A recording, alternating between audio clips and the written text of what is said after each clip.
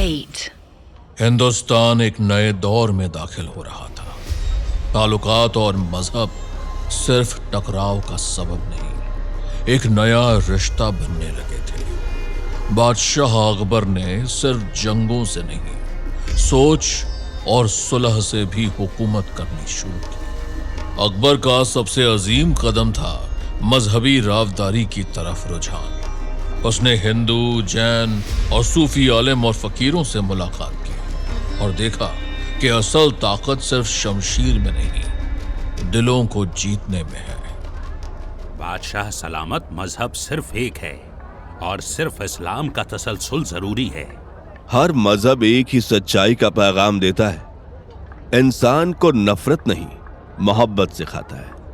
हर रियाया को अपने यकीदे पर चलने का पूरा हक मिलना चाहिए, क्योंकि असली अदल वही है जो हर शख्स को उसकी रूहानी आजादी दे।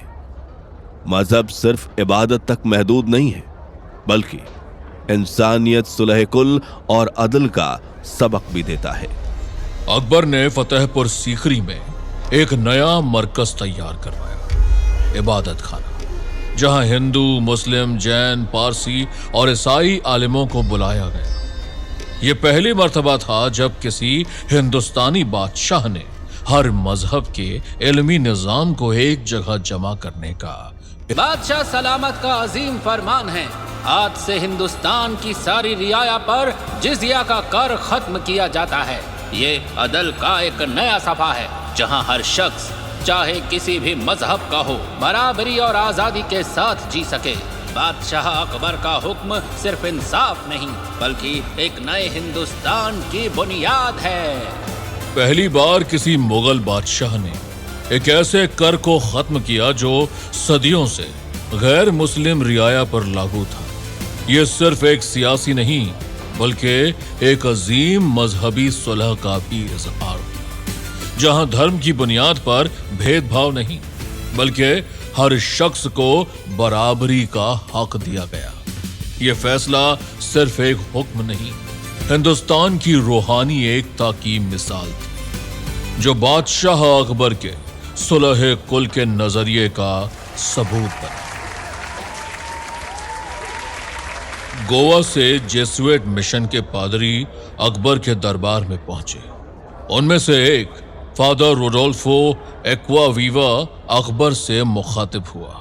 बादशाह सलामत, हम आपके सामने ईसा मसीह का मैसेज लेकर आए हैं।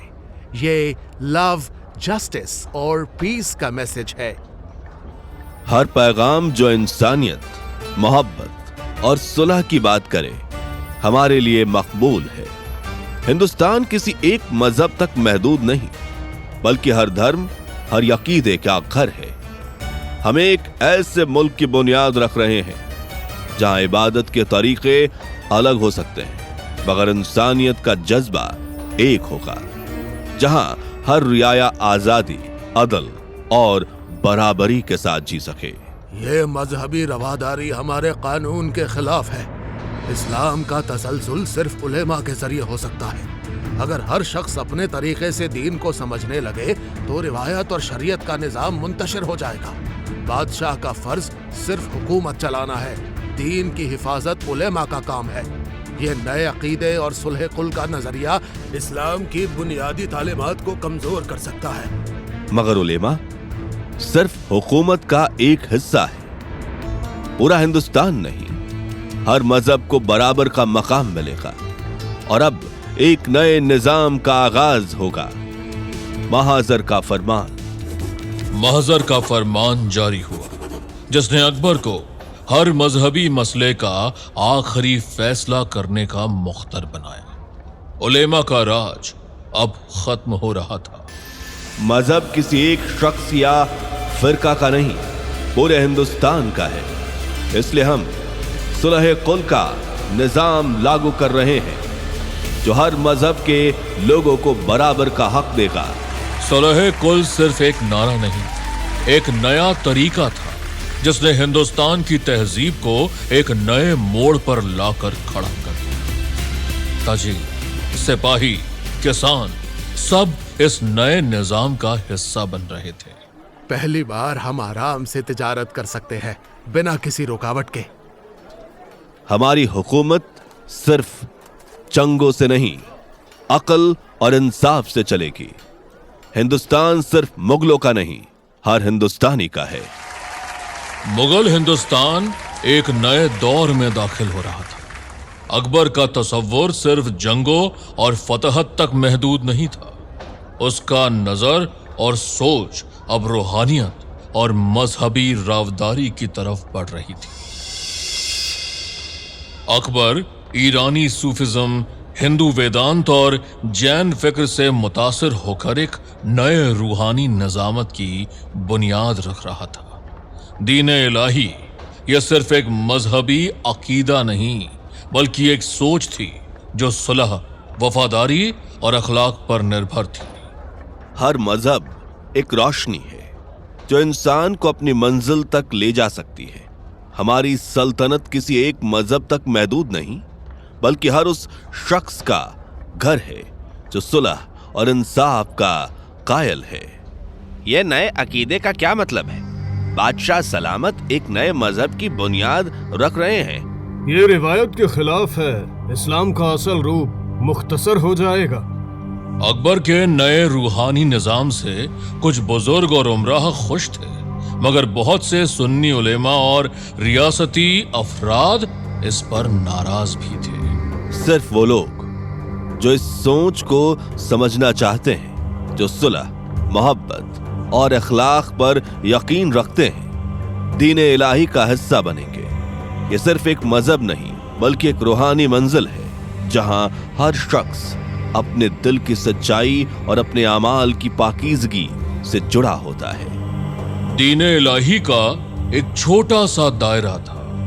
अबुल फजल, बीरबल और चांद और नजदीक अफराद ने इस सोच को अपनाया, मगर आम रियाया और मजहबी बुजुर्ग इस पर खास तौर पर खामोश या मुखालिफ रहे।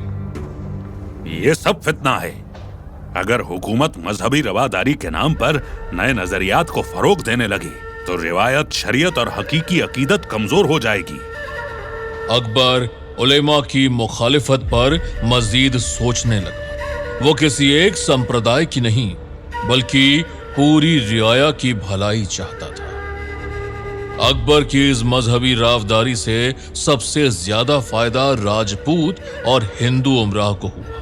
अब वो सिर्फ योद्धा नहीं, बल्कि मुगल निजाम का एक अहम हिस्सा बन गए। राजा टोडरमल को वजीर माल मुकर्रर किया जाता है, जो हिंदुस्तान के माली निजाम को बेहतरीन तरीके से तरतीब देने का जिम्मेदार होगा। मान सिंह को सिपा सालार का अजीम मकाम दिया जाता है, जो बहादुरी, वफादारी और जंगो सियासत में अपनी बेमिसाल काबिलियत का सबूत दे चुका है। ये मनसिब सिर्फ रुतबे नहीं, बल्कि एक नए हिंदुस्तान की तामीर की तरफ एक कदम है, जहां अक्लमंदी, शुजाअत और सुलह कुल का एहतराम किया जाता है।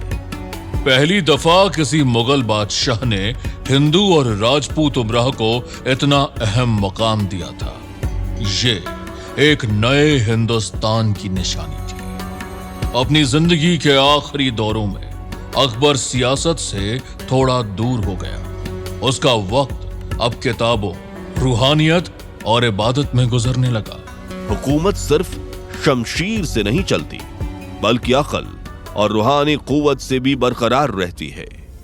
अकबर की यह सोच उसकी वफात के बाद भी जिंदा रही। दीन-ए इलाही एक मजबूत निजाम नहीं बन सका, मगर उसके उसूल, सुलह कुल, मजहबी रावदारी और एकता आने वाले सलातीन और हिंदुस्तान की तारीख पर हमेशा अपना प्रभाव डालते रहे।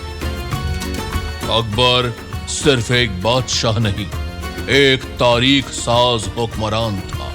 उसके उसूल हिंदुस्तान की रूह में बस गए। ये था अकबर का हिंदुस्तान, जो आज भी इंसाफ, अक्ल और रावदारी की मिसाल बना हुआ है।